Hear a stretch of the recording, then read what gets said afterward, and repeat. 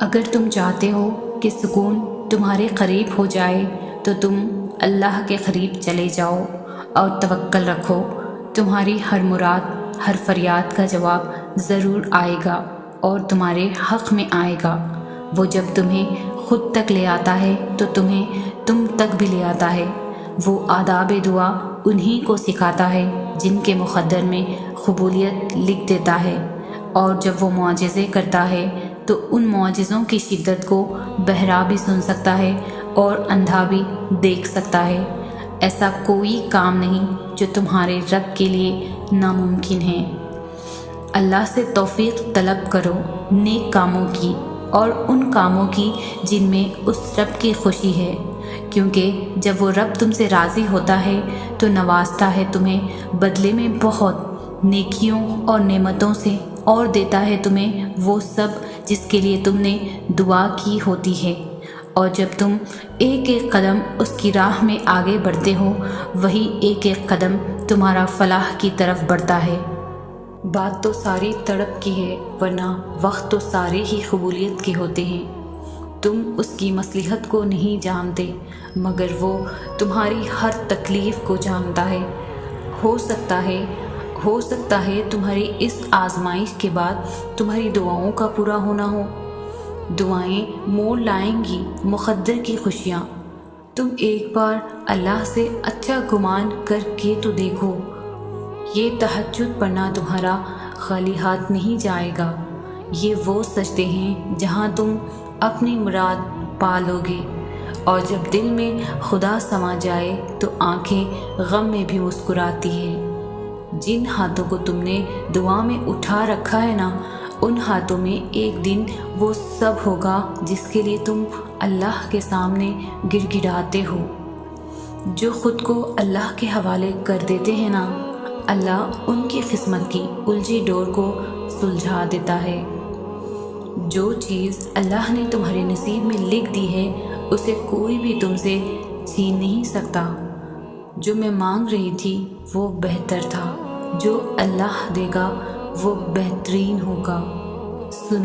سنو مایوس مت ہونا۔ اگر یہ وقت آزمائش کا ہے تو اگلا وقت معجزوں کا ہوگا۔ ہم سمجھتے ہیں کہ اللہ ہمیں نہیں سن رہا، ہمارے ساتھ ہوئی زیادتی کو دیکھ نہیں رہا، حالانکہ اسے تو پل پل کی خبر ہے۔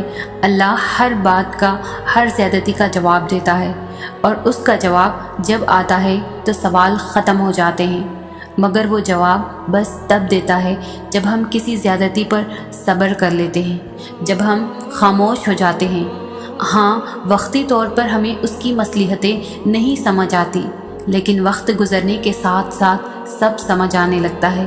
وہ نہ سمجھ میں آ سکتا ہے اور نہ تصور میں لایا جا سکتا ہے۔ اس کی رحمتیں، اس کا غضب اس کی پہچان ہے، اور سب سے بڑھ کر یہ کہ اس کی محبت کی کوئی مثال نہیں۔ اس کی محبت اس پھول کی خوشبو کی طرح ہے جسے دیکھا نہیں جا سکتا، بس محسوس کیا جا سکتا ہے، اور جب اسے محسوس کرنے لگو تو ساری الجھنیں سلجھنے لگیں گی۔ اور یاد رکھو، تم اسے بھول بھی جاؤ نا، وہ تمہیں تب بھی نہیں بھولتا۔ قرآن میں اس رب کی باتیں پڑھو تو عقل دنگ رہ جاتی ہے کہ یا اللہ اتنی محبت مجھ سے، یا اللہ میں اس قابل نہیں۔ اور بے شک جب وہ راضی ہو جاتا ہے تو ساری کائنات جھولی میں لا کر رکھ دیتا ہے۔ اللہ تک پہنچنے کا سفر وہیں سے شروع ہوتا ہے جہاں تم سوچتے ہو کہ اب سبھی راستے بند ہو چکے ہیں۔ جب دنیا تمہیں تھکا کر سجدے میں گرا دیتی ہے، تب وہ تمہیں سنبھال لیتا ہے اور پھر اسی دنیا کے روبرو لا کر کھڑا کر دیتا ہے۔ کبھی سوچا ہے کہ تم میں اتنی ہمت اور بے خوفی کہاں سے آتی ہے؟ جب تم اللہ کے فیصلوں پر یقین رکھتے ہو تو وہ تمہیں ان فیصلوں پر راضی ہونے کے لیے بے حد صبر دے دیتا ہے۔ لمبی اڑان سے پہلے وہ تمہیں ہواؤں سے لڑنا سکھاتا ہے، تاکہ تم جان سکو کہ یہ مسافتیں بہت دشوار ہیں، اور کائنات کی زندگی اگر اتنی آسان ہوتی تو صبر کبھی جنت کے دروازوں میں سے ایک دروازہ نہ ہوتا۔ توکل رکھو۔ جو امیدیں اللہ سے وابستہ کر لیتے ہیں وہ پھر ان کے دلوں کو کبھی مایوس نہیں ہونے دیتا۔ وہ ہتھیلی تب تک خالی نہیں ہونے دیتا جب تک اس سے بہتر چیز بھی بھر نہ دیتا۔ تم اسے تھامے رکھو، پھر وہ بھی تمہیں کبھی تھکنے نہیں دے گا۔ وہ جانتا ہے سب جو تم ظاہر کرتے ہو اور جو کچھ چھپائے ہوئے ہو۔ وہ اس دکھ کا بھرم کبھی نہیں توڑے گا جو تم نے اس کے سوا اور کسی کو نہیں سنایا۔ تم اسے وقت دو، وہ تمہارا وقت ٹھیک کر دے گا۔ تمہیں عارضی طور پر ابھی ایسا لگے گا سب ختم ہو گیا، مگر وہ تمہیں پھر سے اس آزمائش کے بعد زندگی کی جانب واپس لے آئے گا جو تم سے دور کیا گیا ہے۔ وہ بہتر بنا کر تمہیں واپس کر دیا جائے گا۔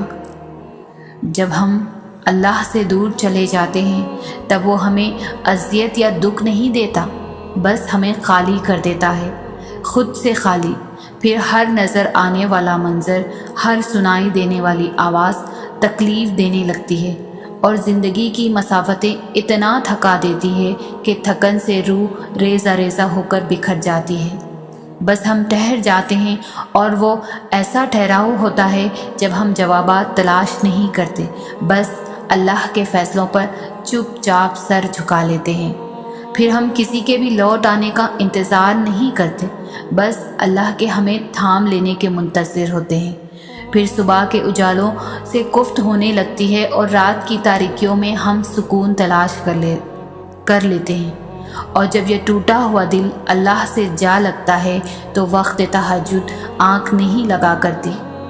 پھر تو بس اللہ سے ملاقات کی تڑپ رہتی ہے، ایسی تڑپ جس میں الجھن اور بے چینی نہیں ہوتی، اور جب زار زار بہتی ہوئی آنکھیں اس سے مدد مانگتی ہیں تو وہ اس بے جان روح کو خود سے بھر کر ہمارے خالی پن میں ایک نئی زندگی پھونک دیتا ہے۔ جو دل ٹوٹ کر تہجد کے سجدوں میں اللہ کو پالے وہ پھر کسی کو کھونے سے نہیں ڈرتا۔ انسان کی محبت تو کمزور کرتی ہے، لیکن اللہ کی محبت ہمیں پھر سے مضبوط بنا دیتی ہے۔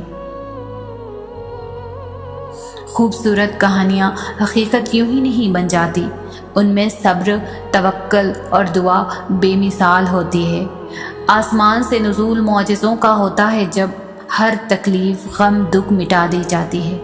مان لو، جان لو، سر تسلیم خم کر لو اس پر کہ مانگی جو دعا جائے تہجد میں اگر قبولیت کے تحفے سنگ اپنے ساتھ ضرور لاتی ہے۔ اللہ قربانی مانگتا ہے، لیکن ضروری نہیں کہ وہ آپ سے آپ کی پسندیدہ چیز کی قربانی لے لے بھی۔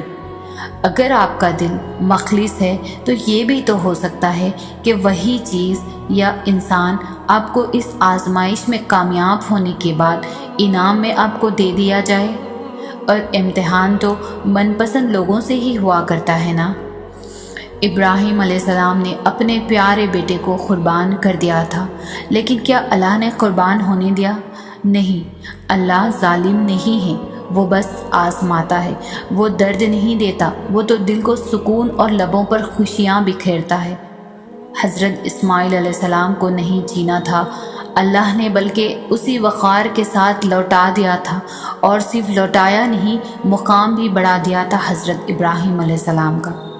آپ کی کون سی قربانی آپ کو اللہ کے قریب کر دے یہ آپ نہیں جانتے، آپ کا کون سا عمل اللہ کے ہاں آپ کا مرتبہ بلند کر دے آپ یہ نہیں جانتے، اور آپ کا کسی پوشیدہ گناہ کو صرف اللہ کے ڈر سے ترک کر دینا، یہ ایک عمل آپ کو کہاں پہنچا دے آپ تصور بھی نہیں کر سکتے۔ اللہ پر کامل بھروسہ رکھ کر دیکھیں، اسے اپنا مان کر دیکھیں۔ اللہ نفرت کرنے والا تو نہیں ہے نا، اللہ تو محبت ہے، سکون ہے، یقین ہے، ایسا یقین جو انسان کو پوری دنیا کے سامنے بنا لڑکھڑائے، بنا ڈگمگائے کھڑا کر دیتا ہے، ناحق کے خلاف لڑنا سکھا دیتا ہے۔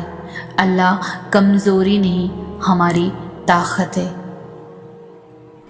جب اللہ کی مرضی ہوتی ہے تو پھر کسی کی بھی نہیں چلتی۔ اللہ کے بس میں سب کچھ ہے، وہ لمحوں میں تقدیر بدل دے گا۔ پریشان مت ہو، ناممکن تمہارے لیے وہ تو ممکن کے وسیلے بنا دے گا۔ کیا پتہ اگلی ہی دعا پر وہ آپ کے مقدر میں وہ چیز لکھ دے جو تم اس سے مانگ رہے ہو۔ وہ لا حاصل سے ملوا سکتا ہے، وہ تو تمہارے لیے بدتر کو بہترین بنا دے گا۔ آپ نے وہ کرنا ہے جو اللہ نے آپ کے ہاتھ میں رکھا ہے، یعنی دعا اور صبر۔ آپ نے مایوس نہیں ہونا، پھر وہ بھی آپ کے لیے معجزے کر دے گا۔ اللہ کی ذات پر کامل یقین رکھنے والے کبھی بھی ذہن میں بہتے وسوسوں کو خود پر حاوی نہیں ہونے دیتے، کیونکہ وہ جانتے ہیں کہ اللہ کے لیے ناممکن کا لفظ بے معنی ہے۔ جب وہ کسی کام کو کرنے کا ارادہ فرماتا ہے تو پوری کائنات میں کچھ ایسا نہیں جو راہ میں رکاوٹ بن سکے۔ یہی اس کی شان ہے کہ جب وہ نوازنے پر آتا ہے تو انسانی عقل حیران رہ جاتی ہے۔ دعاؤں کی قبولیت میں صرف اچھے گمان رکھا کرو اور ہر قسم کے وسوسوں سے خود کو آزاد کر دو۔ جب تک اللہ کا فیصلہ نہیں آتا تب تک تم بھی مانگنے سے پیچھے نہ ہٹو۔ کیا پتہ تمہارا رونا اور گر گرانا اللہ کو راضی کر رہا ہو اور وہ بھی یہی چاہتا ہو جو تم چاہتے ہو۔ بالکل ممکن ہے کہ قبولیت کا وقت کچھ ہی دیری کے فاصلے پر ہو اور تمہارا یقین اور صبر اس فاصلے کو سمیٹنے والے ہو۔ تو پھر چھوڑ دو ناممکن کے قصے اور صرف لفظ ممکن کو ذہن نشین کر لو، کیونکہ اللہ کے لیے سب ممکن ہے۔ اگر وہ ممکن کرنا چاہے اور اس کی چاہت کس طرح حاصل کرنی ہے یہ تم بخوبی جانتے ہو۔ تمہیں کیا لگتا ہے کہ وہ نہیں دے گا جو تمہیں چاہیے؟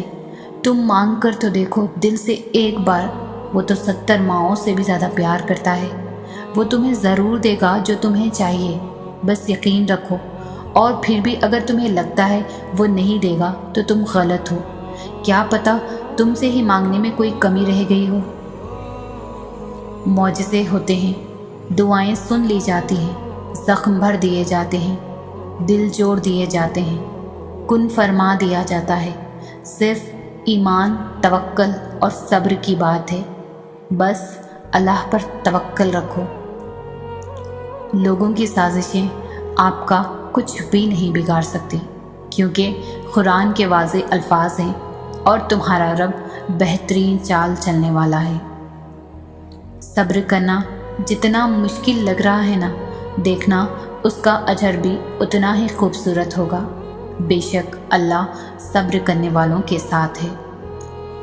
یقیناً وہ وقت بہت ہی قریب ہے کہ جب تمہارا رب تمہیں خوش کرنے میں کوئی کسر نہیں چھوڑے گا، بالکل ویسے ہی جیسے کہ تم نے اس کی رضا کے لیے اپنی خواہشات کو قربان کرتے ہوئے اپنے صبر سے اسے راضی کرنے میں کوئی کسر نہیں چھوڑی۔ جنہیں لاکھوں مایوس لوگوں میں سے ان کے دل میں صرف ایک خیال ڈال کر چنا جاتا ہے، امید کا خیال، قبولیت کا خیال اور اس رب پر یقین کا خیال، ایسا خیال جس کا پیچھا کرتے کرتے وہ اللہ تک پہنچ جاتے ہیں۔ اس لیے ایک لمبی سانس لو اور گزرا ہوا اچھا وقت یاد کرو، اور اگر یاد کرنے کو گزرا ہوا اچھا وقت بھی نہیں مل رہا تو آنکھیں بند کر کے ایک دفعہ ان تمام مراحل پر نظر دوڑاؤ جن پر اللہ نے تمہیں تمہارے کہنے سے پہلے ہی سنبھال لیا تھا۔ تم نہ کرو سوال اس کے فیصلوں پر، نہ کرو غم، یہ مستقل نہیں ہے۔ بے سکون ہو اگر تو ایک بار دل سے سوچ کر تو دیکھو، دل اس کی طرف کیوں نہیں جھکاتے جو دلوں کو پھیر دیتا ہے۔ تم تو اس سے تعلق بھی بغیر مطلب کے نہیں رکھتے اور وہ پھر بھی تمہیں بے حساب دیتا ہے۔ لوگ پوچھتے ہیں کہ آزمائش اتنی لمبی کیوں ہوتی ہے؟ آزمائش کب ختم ہوگی؟ جب اللہ پر توکل ہے تو اس کی آزمائش پر کیوں نہیں؟ جتنا تمہارا توکل اور یقین مضبوط ہوگا اتنا ہی امتحان مشکل ہوگا۔ کیوں اللہ آزمائش لے گا؟ تاکہ وہ دیکھ سکے کہ جس کامل یقین کا تم زبان سے اعتراف کرتے ہو وہ دل سے کہتے ہو یا ذرا سی مشکل تمہارا توکل توڑ سکتی ہے۔ آزمائش ہمیشہ کے لیے نہیں رہے گی، کیونکہ پھر اللہ چن لیتا ہے انہیں جو شکوہ نہیں کرتے۔ اللہ تمہاری برداشت کی طاقت کو نہیں آزماتا، وہ تمہارے ایمان کا امتحان لیتا ہے اور انہی کا لیتا ہے جن کو اپنا دوست بنانا چاہتا ہے۔ اللہ کو تمہاری برداشت کی حد معلوم ہے اور اللہ کبھی تمہیں اس حد سے زیادہ غم نہیں دے گا۔ تمہیں لگتا ہے اب ہم تھک گئے ہیں مگر تھکنا تمہارا ایمان نہیں، بس حوصلہ گھبرا جاتا ہے۔ جب اللہ کن کہتا ہے تو ناممکن ممکن بن جاتا ہے اور دعائیں مقدر پہ بھاری پڑ جاتی ہیں۔